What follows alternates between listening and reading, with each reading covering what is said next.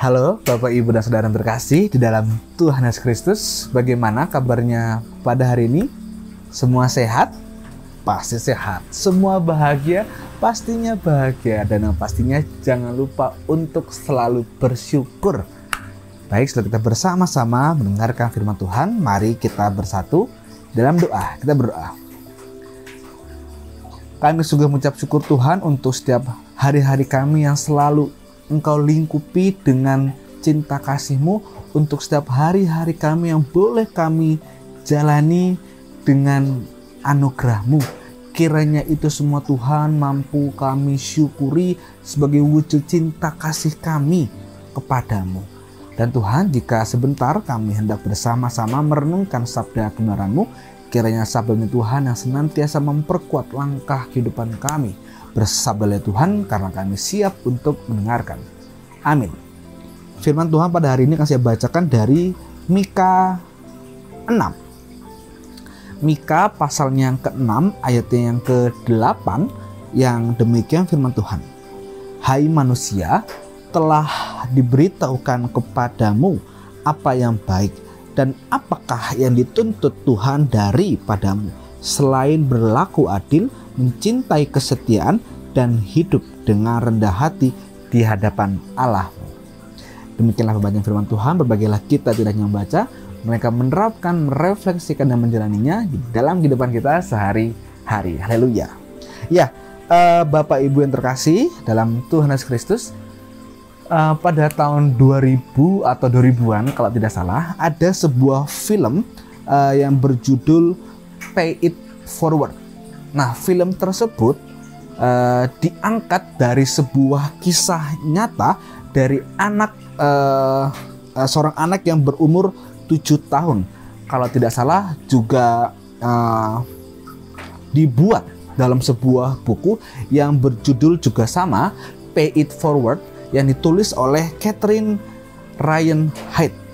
Nah, film tersebut mengisahkan seorang anak di dalam proposal tugasnya, dia memberikan sebuah ide atau gagasan tentang sebuah kerendahan hatian atau tentang sebuah kebaikan.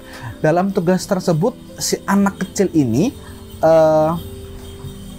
bersharing atau bercerita tentang bahwa kalau aku memberikan sebuah kebaikan, nanti kebaikan yang telah kuberikan janganlah dibalas lagi, melainkan ditularkan. Contoh misalkan, saya berbuat baik dengan dia, anggaplah dia orang.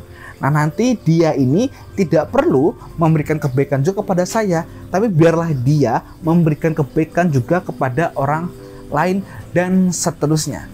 Ketika konsep kebaikan ini diberikan, baiklah itu ditularkan.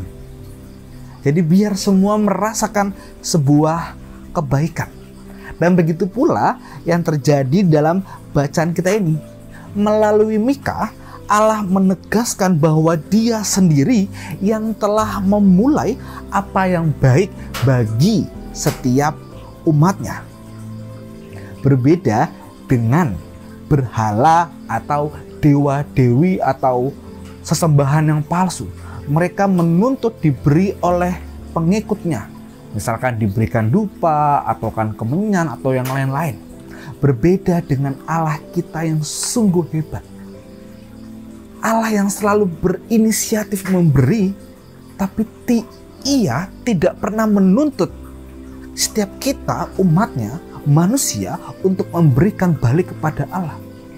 Namun terkadang manusialah yang suka suka kurang baik terhadap Allah. Telah diberi Allah tapi lupa untuk berterima kasih atau mengucap syukur pada Allah.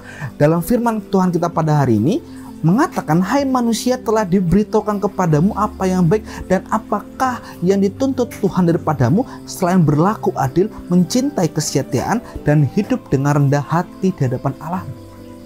Tuhan tidak menuntut apapun dari kita.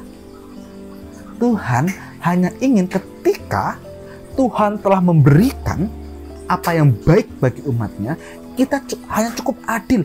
Adil dalam arti kita juga rendah hati kepada sesama.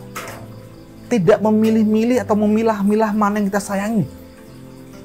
kita tetap setia, kita terus memuji nama Tuhan. Namun apakah hal tersebut telah kita lakukan? Seringkali kebaikan yang kita berikan hanya untuk menyombongkan diri kita masing-masing. Tahu nggak? Aku kemarin habis ngasih ini loh ke dia. Mungkin maksudnya baik, bercerita, tapi di dalam cerita tersebut ada embel-embel ingin meninggikan dirinya sendiri. Dan itu yang tidak Allah senangi. Ketika kita memberi, ya sudah, cukup diri kita dan Tuhan. Dan ketika kata memberi ini, ya kita berikan yang terbaik. Karena Tuhan yang memulai, kita yang melanjutkan. Kiranya dengan memberi, kita dapat melanjutkan apa yang telah berikan kepada kita, dan kita dapat berlaku adil bagi setiap orang, siapapun, tanpa pandang pilih, pandang bulu, pandang derajat, semua sama. Amin. Kita berdoa. Terima kasih Tuhan untuk firman yang begitu indah. Kami kembali diingatkan, kami kembali diajarkan untuk senantiasa memberi dengan rendah hati, memberi dengan baik, tanpa mementingkan embel-embel dari apa yang telah kami berikan. Karena Engkau yang telah mendahului kami untuk memulai tentang hal memberi, dan kira hal tersebut Tuhan dapat kami teruskan sebagai warisan iman yang baik. Tuhan yang makasih, pada hari ini Tuhan kami teringat untuk kembali mendoakan orang-orang terkasih kami yang saat ini sedang sakit. Tuhan yang sertai mereka, berikan mereka kekuatan, kesehatan, kesembuhan, sehingga orang-orang terkasih kami dapat kembali semangat dan pulih dari penyakitnya. Kami juga hendak mendoakan Tuhan untuk eyang-eyang terkasih kami.